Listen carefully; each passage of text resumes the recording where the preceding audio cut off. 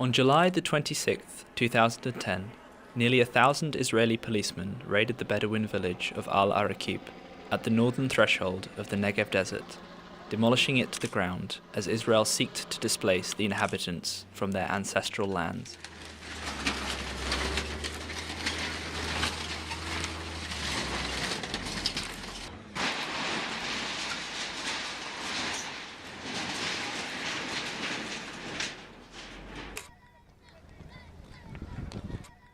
That very week, the residents returned to rebuild the village. Since then, Al-Araqib has been destroyed and rebuilt more than 124 times. The Israeli authorities claim that the village did not exist prior to the establishment of the state in 1948, and that the villagers are therefore trespassers.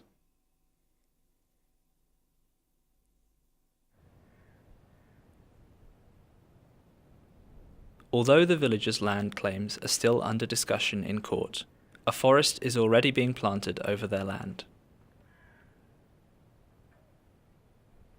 These trees are planted under the slogan of "making the desert bloom," but are used to erase evidence of past inhabitation and preempt a future return of the indigenous Bedouin population.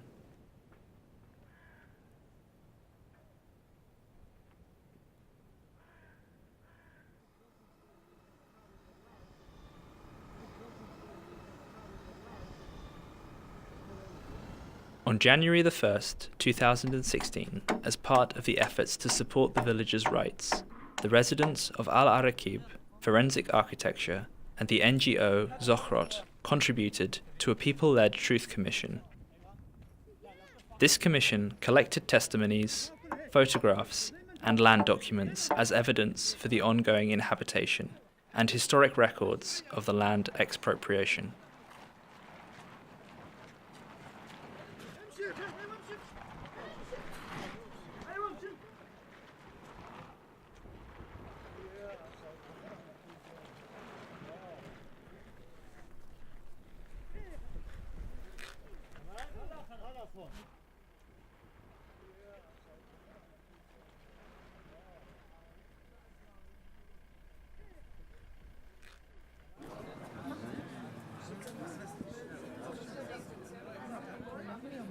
הם באים עם 1,700 שוטרים, עם מטוסים, מעצר מקומי, בית חולים נייד, עם כוחות, קמנדו, מטוסים באוויר,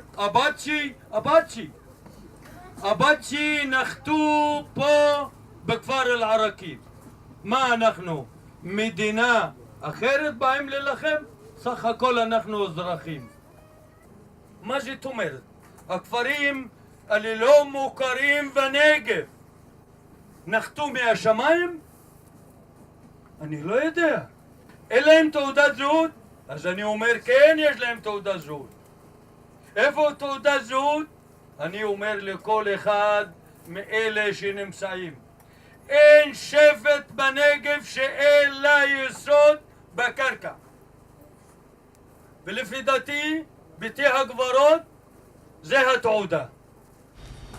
אבא שלי נולד ב-1914 באל-עראקיב, סבא שלי נולד ב-1845 ונפטר ב-1945, 100 שנה חי באל-עראקיב. הוא ביקש לקבר בבית קברות שייח סאלח אל-עוקבי בזחליגה, כי אדמה פוריה, זה תלמי בילו היום. ופרופסור אורן יפתחאל הייתי איתו, היה איתי בזחליגה וראה עצמות המתים, עצמות הסבא שלי שהוצאנו אותם מהתעלה שבלדוזרים חפרו שם בשדה הכביש. רבותיי, עשרות בתי קברות בנגב נמחקו מהמפה, עשרות בתי קברות של בדואים מוסלמים ערבים. אנחנו מבקשים את הזכות שלנו, זכות הכרה מלאה באדמה שלנו. אנחנו לא מחפשים לא כסף ולא להעביר אותנו לשום מקום אחר.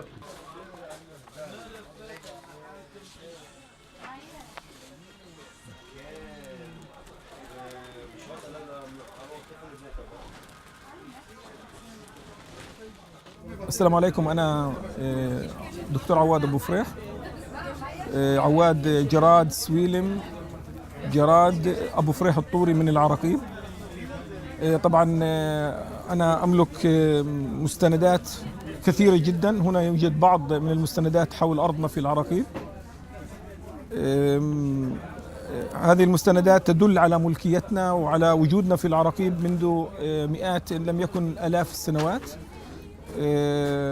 تثبت أولا بالتوقيع الشهود وبالطوابع البريدية للدولة العثمانية وللدولة البريطانية فيما بعد. تثبت ملكيتنا لهذه الأرض، أرض العراقيب. أنا أملك في أرض العراقيب، أنا وإخوتي طبعا، يعني ورثة أبوي رحمة الله عليه، ما يقارب 1200 دونم. الآن هناك نضال كبير جدا على إثبات ملكيتنا في العراقيب وإثبات ملكية وجودنا في العراقيب مع ضد دائرة أراضي إسرائيل وضد الكيرن كيامت، ما يسمى الصندوق القومي الإسرائيلي، الذين يحاولوا طبعا أن يسلبوا هذه الأرض منا. يسلبوا هذه الأرض إما عن طريق الأكاذيب بأننا بدو رحل ولم نملك أرض وكأننا يعني عابرون بالصدفة في هذه البلاد.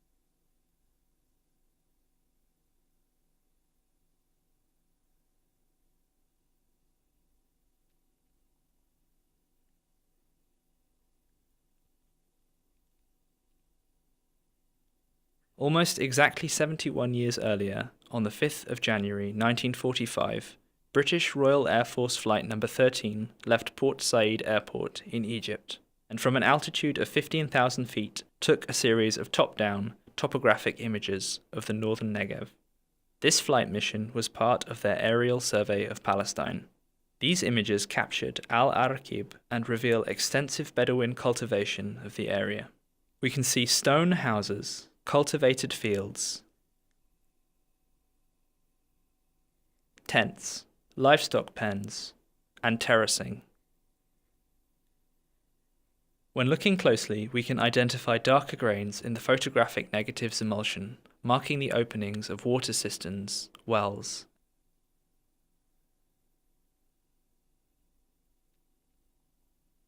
Traces of cemeteries.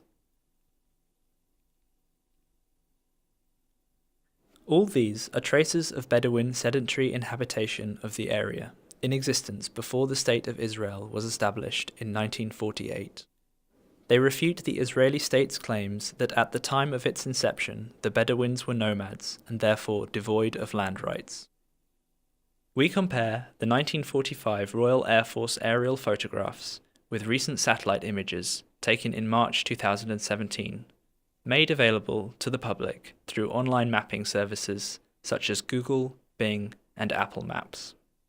Such satellite imagery over Israel and Palestine is degraded for security reasons, decreased fourfold below the international standard of 50 centimeters, every pixel covers an area of only 2 by 2 meters on the ground, devouring the evidentiary elements in the landscape.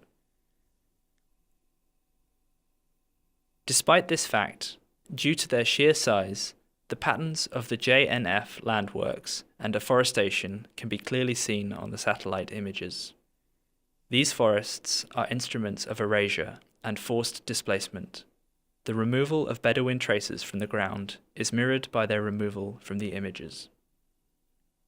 In January 2016, Forensic Architecture, Zochrot, and Public Lab initiated a collaborative mapping project in partnership with the families of Al-Araqib. Our photographic survey is meant to provide up-to-date, accurate aerial images of the material remains of Bedouin life in the area before it disappears. We used kites, rubber bands, and simple cameras housed in plastic bottles to conduct the simplest form of aerial photography.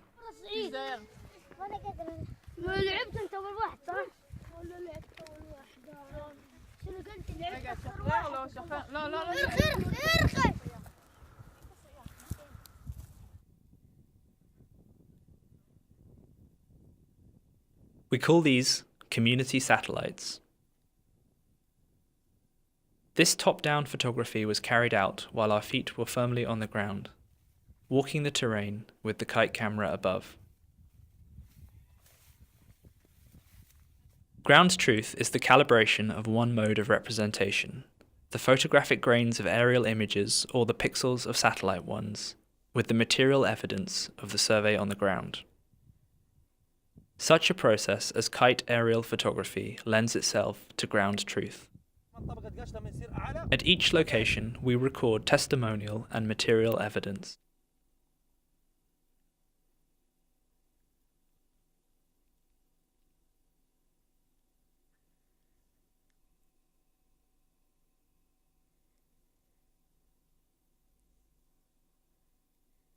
The transformation of territory and the destruction of physical relics on the ground, some dating back hundreds of years, is a form of environmental violence directed against people as much as it is against the landscape and the climate.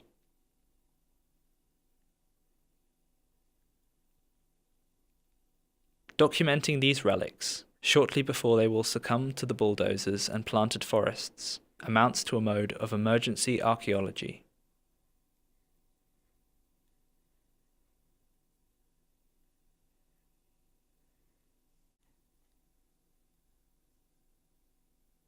The images taken by the kite camera are used to form a model of the terrain.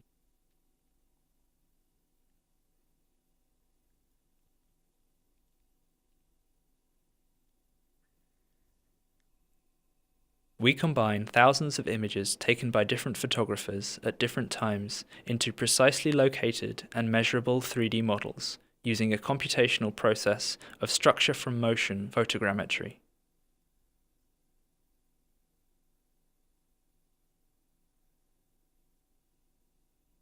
In the process of photogrammetry, each data point on the two-dimensional image plane is precisely located in three-dimensional space, transcoding the terrain into a point cloud. The many point clouds we produce through this process are then collected, scaled, and brought together using ground measurements and GPS information. The result is a measurable and situated model.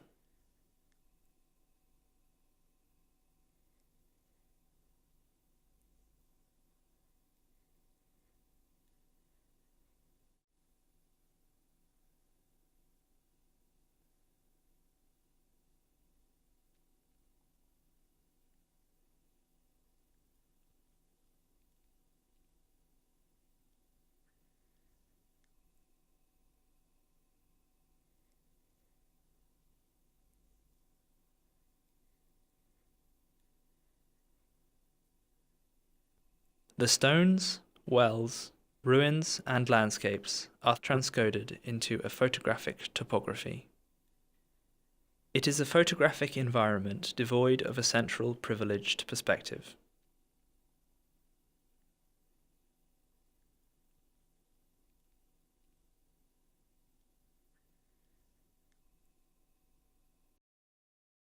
Collectively produced between January and December 2016, the Naqab platform collapses winter and summer conditions across an entire year. This point cloud environment provides the infrastructural basis for an expanding archive of photographs, audio, and video files, situated testimonies collected by activists and residents.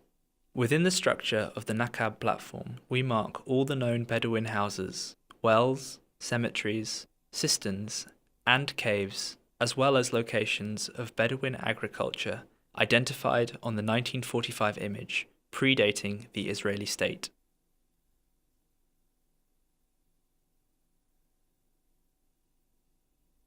Each site and its archaeological remains is supplemented by oral and media testimony given by the Bedouin families. The Ar-Turi cemetery is almost unrecognizable in the satellite image. In the point cloud, all individual graves can clearly be distinguished.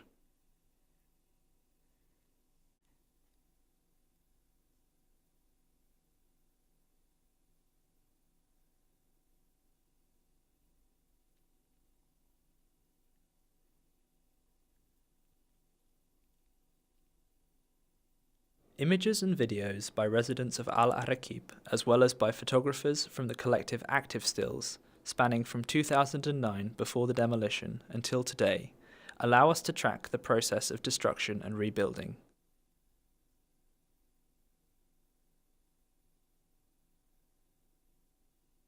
Each media element is geolocated either through its metadata or through manual positioning.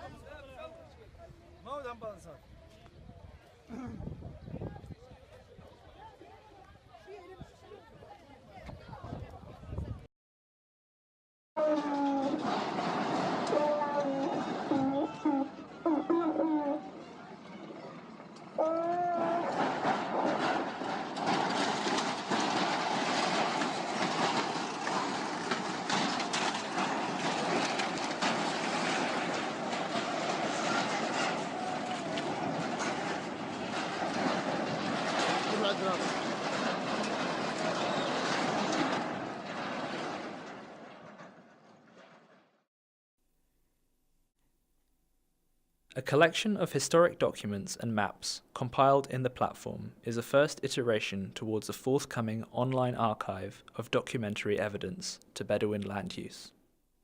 This collection includes land transfer documents, agreements on the extent of tribal areas between different tribe leaders, tilth tax receipts for cultivation paid to British and Israeli authorities, maps, voter registration forms, identification cards with place of birth and residence marked. These documents testify to the continuous inhabitation and cultivation of these areas at the threshold of the desert. The project is an image assemblage composed of the pixel grids of contemporary satellite images, the silver halide grains of the lower altitude 1945 RAF aerial photographs, the floating particles of the point cloud shot from a low-flying kite, and the inscriptions written every day anew atop the surface of the desert.